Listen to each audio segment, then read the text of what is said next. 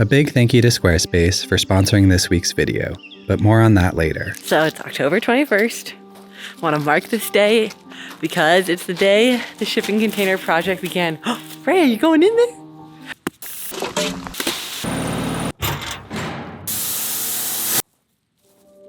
So the truth is that when I started building this foundation for a couple shipping containers, I thought I was building a really awesome shed to store my tools and to have a dry space to work through our first upstate New York winter. And one day, that might well be what these shipping containers become. To me, that's the beauty of the containers. You get a solid steel structure that's wind and watertight and keeps wildlife out, and you get all of those benefits the day the shipping containers hit the ground. And since we have zero chance of getting a cement truck up our driveway in its current condition, the shipping containers give us a massive volume of dry, usable space to try and build some sort of structure that would allow us to live on our land full-time while we get set up.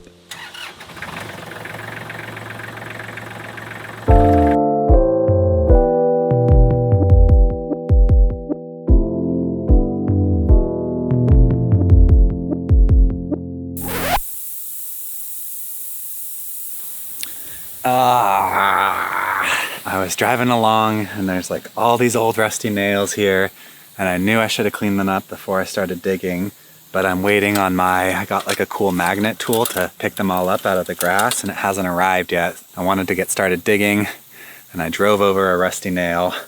Now I have to remove the tractor tire, bring it to the tire guy in town and get it patched. Ugh.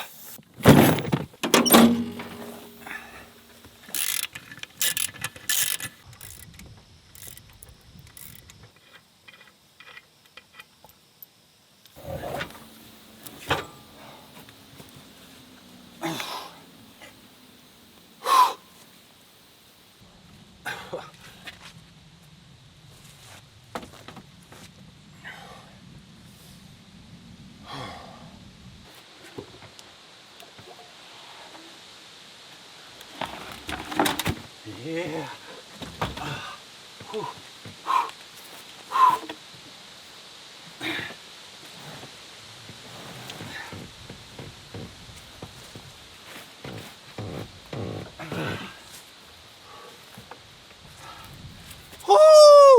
Well, the tire is fixed. That entire ordeal actually only took 2 hours, which is pretty wild. I feel like I'm getting better at this whole homesteading thing, because the first flat tire I had on this tractor took an entire day to fix. This one took 2 hours, and I'm gonna order a tire repair kit, so hopefully the next one takes 20 minutes. Whew.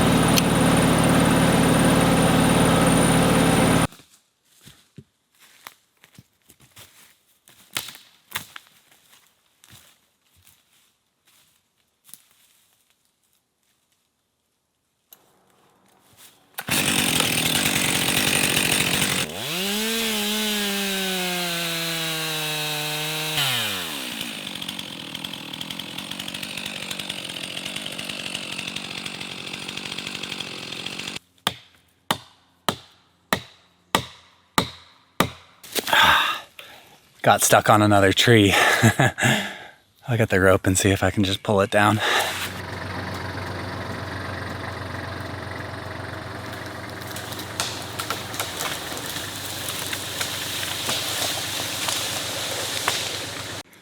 Whew. Well, I was trying to be efficient and pick a tree that was closer to where I wanted it to be so I wouldn't have to move it as far, but lesson learned. I think next time I'm just gonna pick a tree that's gonna fall for sure and isn't so tightly packed in the forest. That took a really long time and a lot of energy, but it looks like a beautiful maple tree. I don't know exactly which type of maple it is, but yeah, here we go.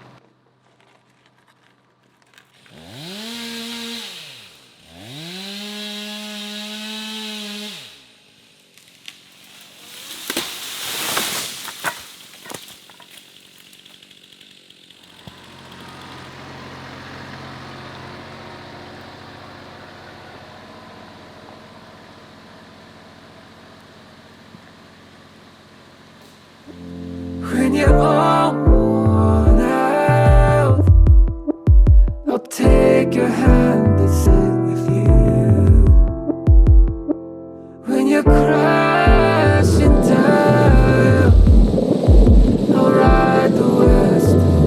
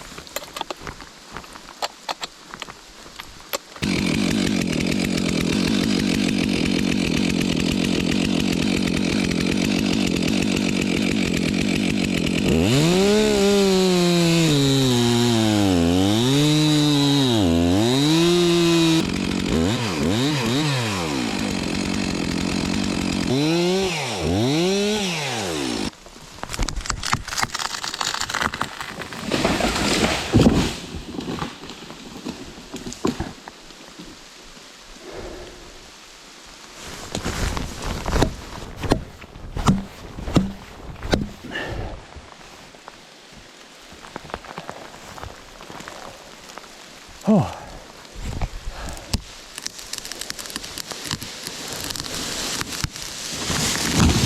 Huzzah!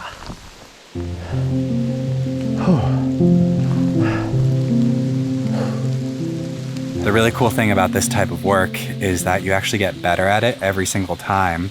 So I thought picking trees right on the road and felling it directly onto the road would be the easiest, but it turns out that the best option is actually to pick a tree a little bit into the forest, fell it into the forest with the back towards the road, and this way you can back the tractor up. You can just harvest the little section that you need, and you don't have to chop up an entire tree and drag it into the woods. You can just leave the top of the tree in the woods. So I think the 5th tree that I cut down took like 40 minutes to cut it down and bring it up the mountain, and then the 6th and final tree that I cut down took like 20 minutes total, which is just wild. It's also crazy to think that I have this awesome tractor, I have a dope chainsaw, and it's still so much physical work to get these trees up the mountain. And back in the day, people were doing this with just an axe and some farm animals. Must have taken forever. Whew. 1 tree, 2 tree, 3 tree, 4 tree, 5 tree, 6 trees. Crazy amount of work, but I think it'll be worth it, hopefully.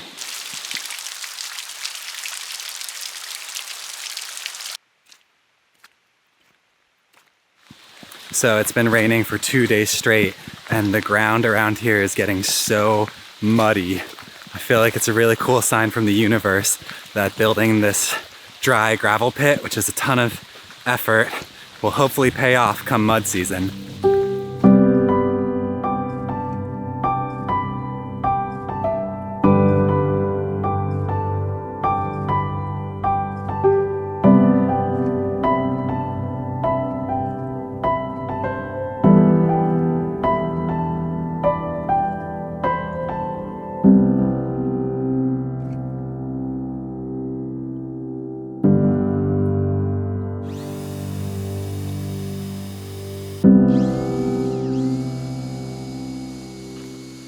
Well, it was not easy, but we did it. The logs are all in place. There's a lot of work trying to get them square, and just to move them with the tractor is just really not easy. It does not do like micro adjustments like that. The other thing I realized is I feel like it probably wasn't the best idea to excavate down because there's water puddling in a couple areas. So that was a bit of a rookie mistake, but we were trying to get some soil for different gardening projects. So we at least have a giant mound of soil, and I can always go back and fix it later with some like drainage if I need to. Honestly, I just like don't really know what I'm doing when it comes to landscaping, and it's pretty hard to find information online on like this type of foundation. Everybody just wants you to do like the professional kind by pouring a pad and all sorts of crazy stuff, but the containers really don't need a foundation at all. The whole point of this is just to have a dry work area, so I feel like it will at least accomplish that, hopefully.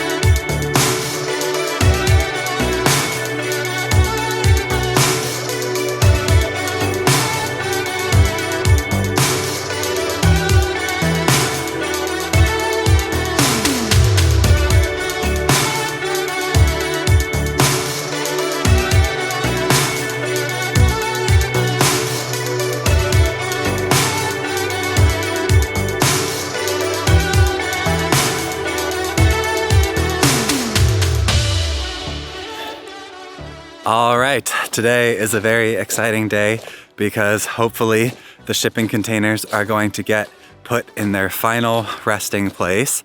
It's been a bit of a challenge finding someone who will do this for me because of the condition of our road and the weather up here. It's not exactly easy to book someone like a couple weeks out because if it rains for a week straight, we basically just have a mud pit of a road and no truck will make it up. But we are in position now. It hasn't rained for a while. It says it's gonna rain in about 30 minutes, but I don't know, we'll see. So I set up soccer cones in the 3 spots where I'm hoping the shipping containers can get dropped. It's not exactly easy to drop these things off the back of a truck, but the guy I hired is pretty talented, and having the cones to at least aim for should help a little bit. The conditions right now are really good. There's no wind. It hasn't started raining yet. It might rain later. But yeah, fingers crossed we can get this done today.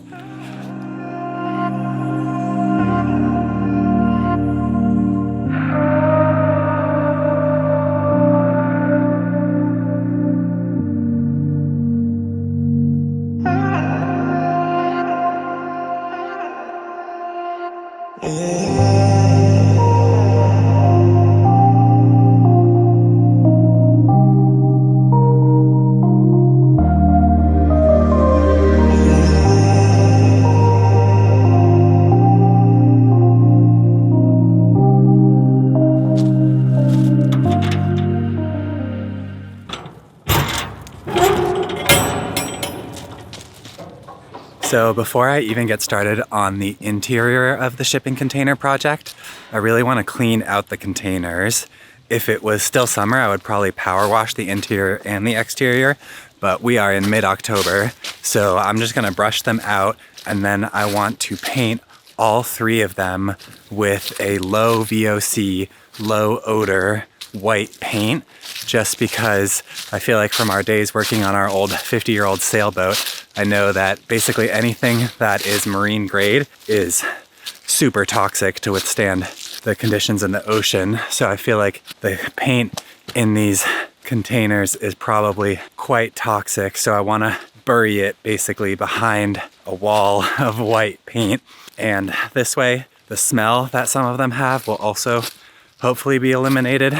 And on top of that, It's really nice when you're dealing with something with rust and potentially leaks and stuff to be able to see if there's like a change. So if you paint it all white and then you start seeing like rust stains or something, it's way easier to find the problem versus if something is super dirty, it's really hard to tell like if it's getting worse.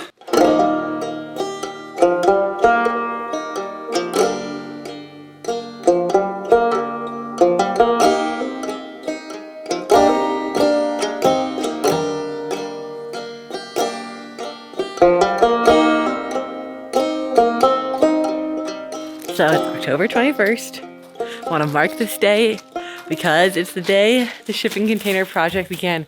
Ray, are you going in there? Good thing it's dry. Lou finished painting them today, and it's just such an exciting feeling to see them clean and ready to go for the project. This one, all the way on the left, it's going to be, ooh, it's a little echoey. It's going to hopefully be our bedroom, like living area one. Then you can move over. The middle one, we're thinking will be a kitchen. And then this one we're thinking will be an office. But with us, the plans change a lot, honestly, as we go.